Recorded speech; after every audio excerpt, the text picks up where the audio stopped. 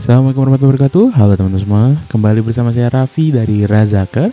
Dan selamat tahun 2024. Dan di video pertama di tahun 2024 ini sebenarnya kita akan membahas sesuatu yang kemarin gak sempat dibahas waktu 2023, yaitu tentang M&A atau merger and acquisition-nya TikTok Shop ke Tokopedia. Jadi buat teman-teman yang gak tahu, kan sempat ramai ya di tahun 2023 TikTok Shop itu ditutup karena memang TikTok Shop itu melanggar beberapa peraturan dari Kementerian Perdagangan Indonesia. Nah, dan ByteDance yang punya TikTok itu akhirnya mundur dulu. Dan setelah itu mereka menyusun strategi untuk mengakuisisi Tokopedia.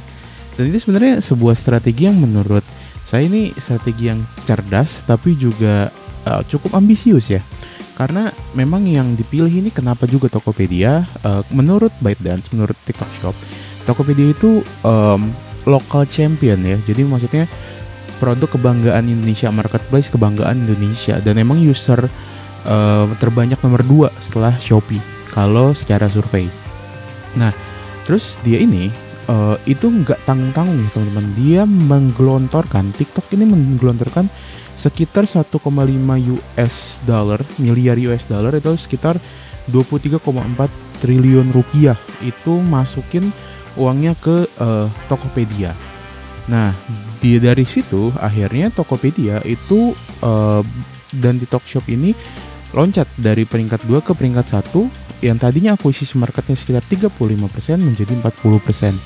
Yang sekarang artinya menjadi penguasanya marketplace di Indonesia. Dan ini sebenarnya teman-teman, ini sebenarnya akal-akalan TikTok Shop untuk tunduk sama regulasi. Kenapa? Karena pada dasarnya kemarin regulasi yang dilanggar oleh TikTok Shop itu adalah menyatukan marketplace dan juga social media. Nah sekarang TikTok Shop itu beda. Jadi barang yang dijualnya tetap ada di Tokopedia, tapi memang media promosinya boleh di TikTok. Jadi dari TikTok nanti dilempar ke Tokopedia gitu teman-teman.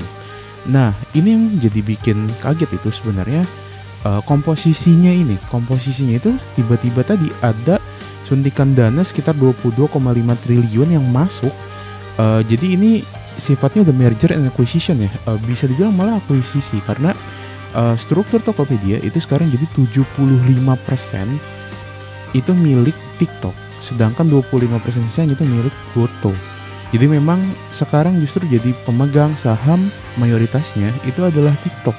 Artinya apa? Pengendali utamanya sekarang untuk Tokopedia itu bukan lagi Goto, melainkan TikTok. Nah, efeknya apa sih teman-teman? Jadi gini, kita semua tahu ya tadi, si Tokopedia ini cukup dekat, cukup pernah memenangkan beberapa penghargaan, lalu juga di mata pemerintah itu memang jadi bisa dibilang local champion, bekerja sama dengan banyak UMKM dan lain-lain ya.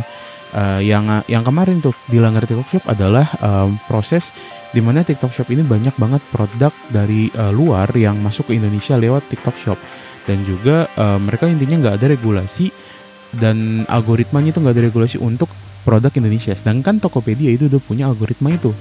Nah sekarang dengan masuknya TikTok Shop lagi, Tokopedia sebenarnya jadi punya platform untuk menjual mereka itu melalui si TikTok gitu. Jadi memang menurut saya ini sebuah strategi yang bisa dibilang cerdas. Satu, untuk mengakali perihal regulasi dari pemerintah yang tadi itu perihal pemisahan antara marketplace dan juga social media. Kedua, dominasi barang yang dijual harus UMKM Indonesia dan lebih sedikit komposisi barang impornya. Lagi-lagi ini juga melalui proses akuisisi ini itu bisa dicapai. Lalu ketiganya, sekarang TikTok bisa masuk lagi, tapi dengan tidak TikTok Shop. Jadi ibarat kata TikTok Shopnya jadi ke Tokopedia. Di TikTok di media promosinya dibelinya di Tokopedia. Jadi Tokopedia punya platform baru itu dijual melalui media sosial TikTok, dan TikTok pun punya marketplace baru yaitu Tokopedia. Jadi bisa dibilang ini adalah win-win solution. Dan ini merupakan hal yang menurut saya sih unik ya teman-teman.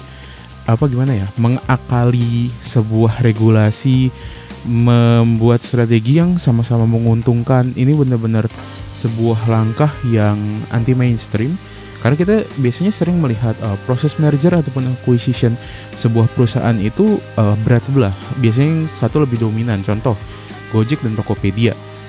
Itu adalah bentuk merger and acquisition yang bisa dibilang 50-50 lah, hampir 50-50. Makanya bisa disebut itu merger, menyatukan Gojek dan Tokopedia. Nah, sedangkan kalau sekarang Tokopedia dan TikTok itu lebih ke acquisition ya jatuhnya. Karena TikTok 75% dan Goto 25% doang gitu. Nah, di sini ibarat katanya prospeknya jadi luar biasa sih kalau saya bilang. Dengan merger acquisition ini aja langsung jadi peringkat 1, langsung menguasai 40% pasar di Indonesia. Kita nggak tahu kedepannya berkembangnya seperti apa.